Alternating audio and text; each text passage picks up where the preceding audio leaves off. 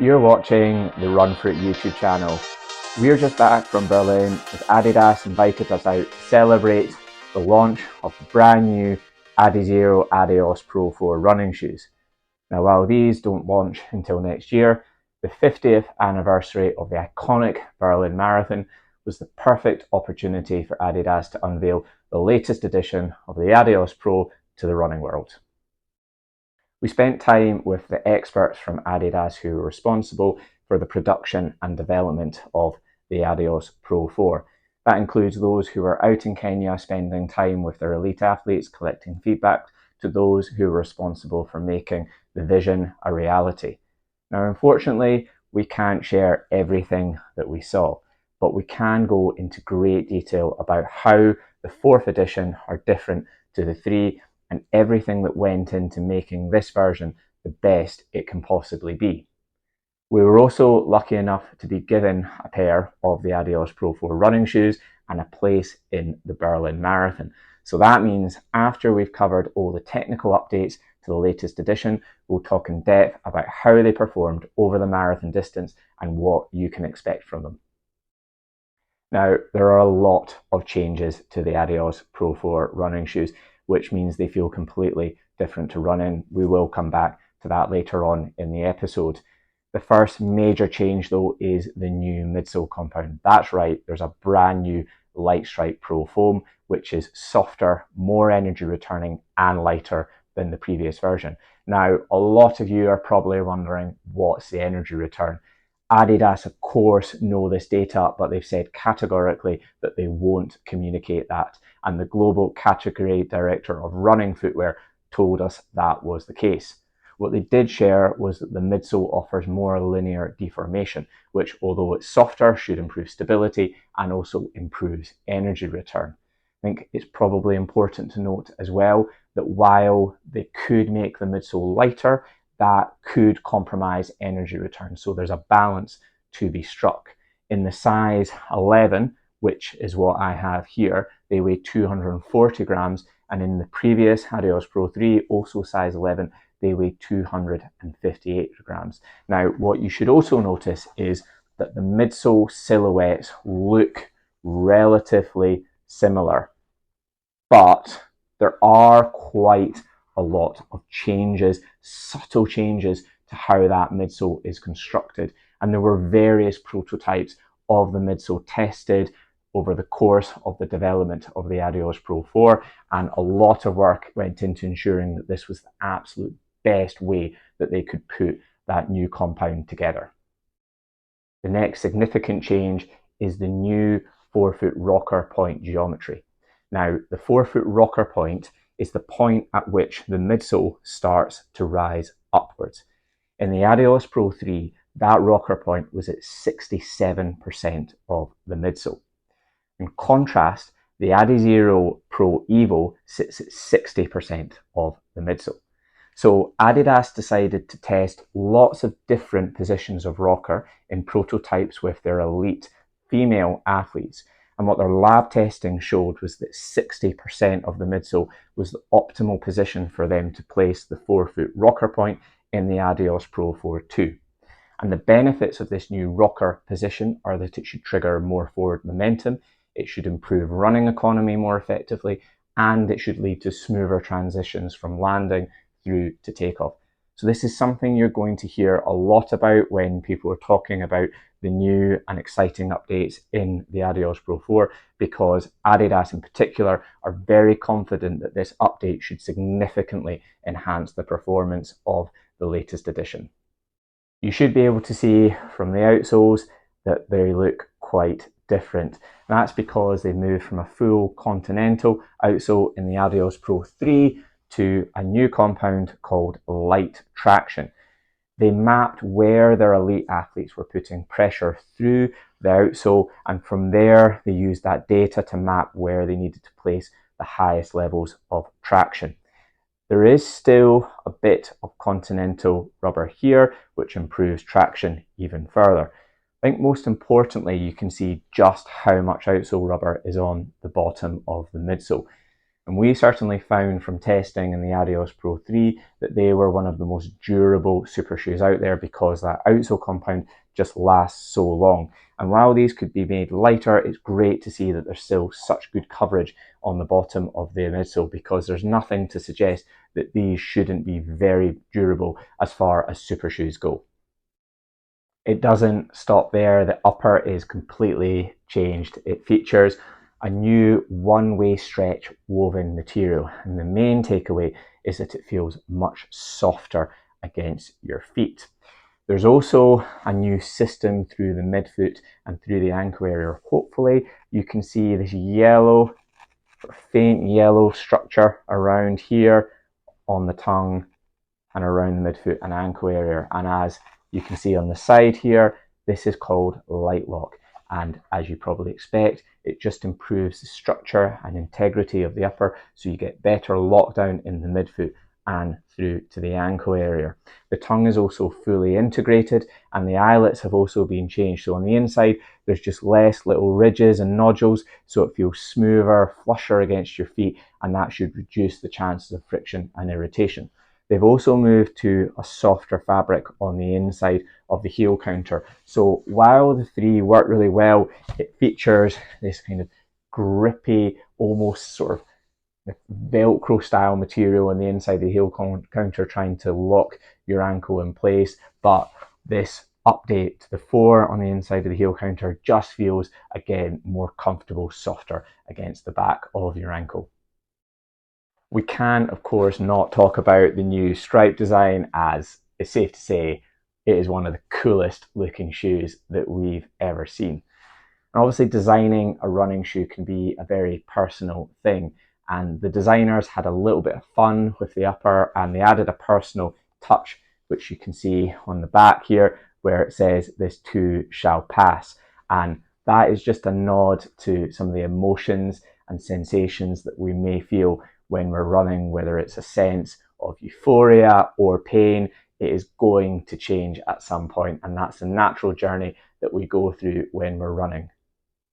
So it's pretty evident that the Adios Pro 4 have had a complete overhaul, and that's why it's taken a little bit of time for Adidas to actually bring these out. They've just gone through so much testing and development to make sure these are the absolute best version they could possibly be. So a lot of the process involves spending time in Kenya with their elite athletes, gathering feedback. So that means they drive along next to them when they're out on the road, and they're actually watching how the shoes are performing in the real world, to then doing feedback sessions after the athletes have trained and hearing what they like or what they potentially didn't like about certain changes. We don't know who Pat is, but this image shows the fact that somebody tested the shoes for 240 kilometers, and that's just an example of how much work goes into gathering information and feedback about performance. They also send the shoes around the world, so they're not just testing the shoes in Kenya, they're getting feedback from athletes in different locations and finding out from various runners how various iterations of the shoe perform, and that all feeds on into that development of what the finished article will look like.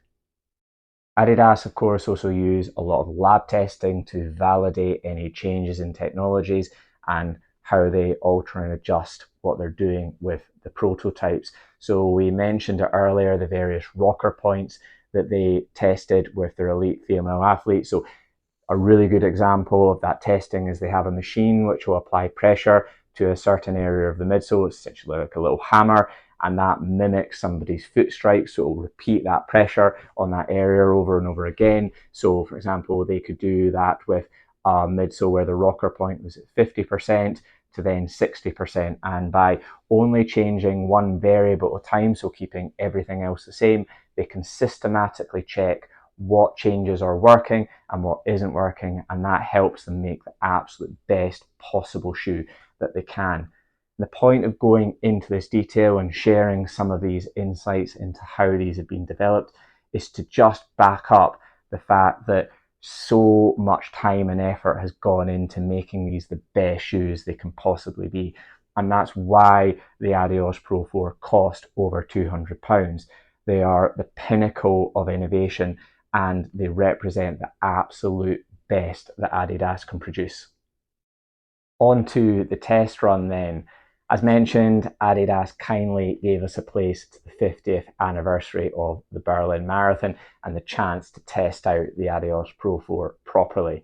I haven't been doing a lot of marathon training, but this was the perfect opportunity to test these out properly and really see what they're made of. So I did a short 5k shakeout run with Adidas on the Saturday, and then it was straight into the marathon to put them through their paces. If you've worn the Adios Pro 3, the first thing you're going to notice when you step into the 4s is just how much softer and plusher the midsole feels. We'll come back to the midsole in a minute. For now, we'll just talk about the change in the upper feel and fit.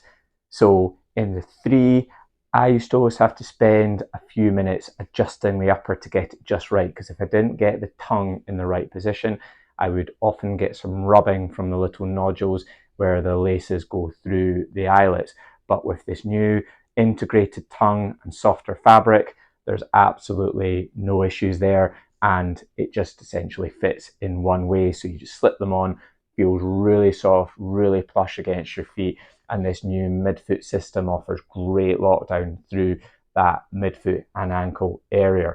In terms of the sizing, you probably still need to go up half a size in comparison to your normal running shoe size. So I'm always half a size bigger in my Adidas shoes than I am in other brands. So 10.5 is my normal running shoe size, but I will always go for 11 in these. And we'd recommend that unless you know that you like your shoes to feel a little bit neater at the toe box, you probably do want to continue to go up half a size in these. Back to the midsole then. For reference, I set off at around 340 to 345 minutes per kilometre pace. And while there's some similarities to the 3, you can still get a gauge of that DNA of the Adios Pro. The midsole does feel very different. The cushioning is just so much plusher and more comfortable. I just felt amazing running in them at that speed. It just felt so comfortable under my feet. And you might be thinking, well, yeah, it's softer, so is it then not feeling as springy and responsive? But because the midsole is offering more energy return, it feels even bouncier and more energetic under your feet too.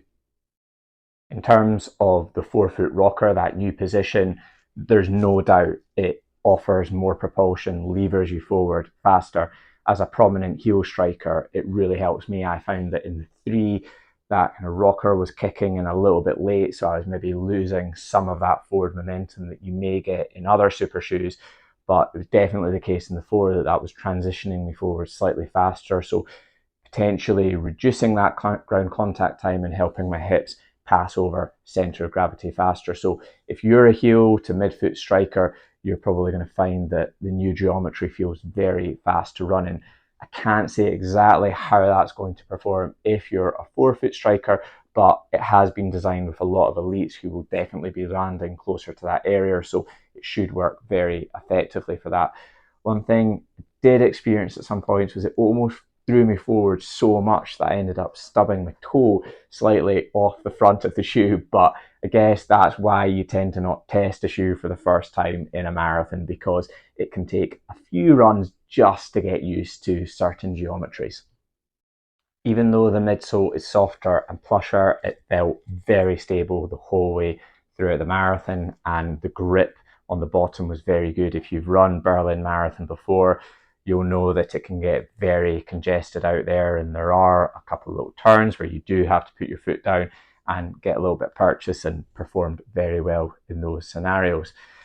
Throughout the course of the marathon, I managed to hold a very even pace, so I averaged 3:42 minutes per kilometre pace, so pretty much exactly in the middle of the pace that I set out at, so that produced a 2:37 marathon. And I think what's really impressive about this is just clearly how much help they were providing throughout the run. As I mentioned a little bit time ago in the episode, I've not been doing that much or really any specific marathon training.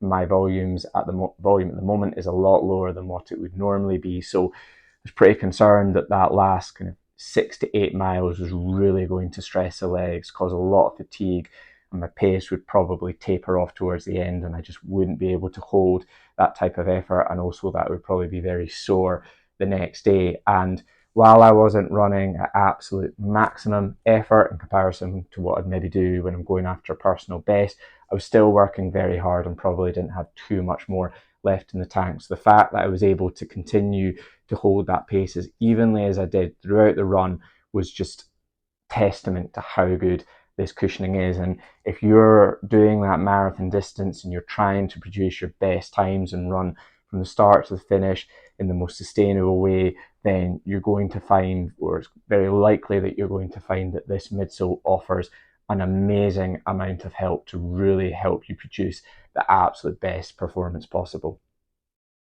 Now, I think the best way to summarize the performance of the upper is the fact that I didn't have a single blister or bruised toenail after the marathon. I was fully prepared for my feet to be a bit of a mess after the race, because I've never run a marathon without getting a bruised toenail or some pretty bad blisters afterwards. And that's even in shoes that I've done a lot of testing with, and I'm very confident in the fit and the performance of it. It's just the reality that in a marathon, your plantar fascia is going to extend, your feet are going to swell, and you're going to take up more space in the shoe, and that usually results in some rubbing or your toes hitting off the end of the shoes. The fact that I also stubbed my toe a couple of times when I got transitioned almost forward a bit too much is just amazing that that hasn't caused any problems there. So I am in a little bit of shock as to how good this upper is, and the fact that there are absolutely no issues there whatsoever. So what that probably means for a lot of the running population is that if you opt for these in marathon distance racing, it should offer brilliant comfort for that type of distance. The only thing that I would change with the upper is, if you can see on the tongue, kind of curves down slightly, and I don't think it really affects our performance at all. It just, if it came up slightly higher, I think it would feel a little bit more normal. It's just quite different from some other shoes where the norm is that the tongue comes across just over the top of the foot there. So that's the only thing I would change in the upper, but apart from that, it gets a 10 out of 10 over the marathon. The Adios Pro 3 are still amazing super shoes. They're one of the best super shoes that have ever been produced, but there's no doubt that the Adios Pro 4 are going to suit more runners.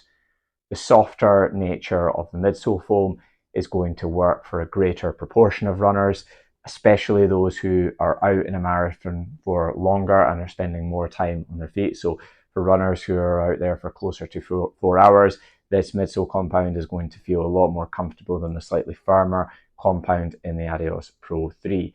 On the flip side, those athletes who are really trying to push their absolute fastest times and run as quickly as possible, the more energetic and propulsive nature of this midsole is going to help you achieve those times more effectively than the midsole in the previous version. To round off the episode then, we mentioned the Adios Pro Evo earlier, and they are still the Formula One version of Adidas's racing shoes. However, they are considerably more expensive than the Adios Pro 4, and they're also a lot less durable. And while some Adidas athletes will continue to race in the Pro Evo, there will be those who start to race in the Adios Pro 4. And when it comes down to running economy, some athletes might find that they are more economical in the Adios Pro 4 than they are in the Pro Evo.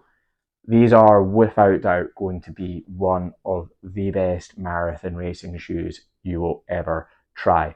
They should also work incredibly well for 5Ks, 10Ks and half marathons. And of course, you shouldn't go straight into a marathon distance event with them like I did. You should do some training sessions. However, you always want to keep a shoe as special as this for those race days, because if you use them for too much training, you are obviously going to wear them down, and then you're not going to get the maximum benefit from them when you really need them in a race. Thank you very much for watching this special episode of the new Adidas Adios Pro 4 running shoes. We hope you enjoyed it. If you did, please make sure and hit that like button and subscribe to the channel for more content like this. As ever, if you have any questions at all, please comment on the video and we will get back to you as soon as we can. See you soon.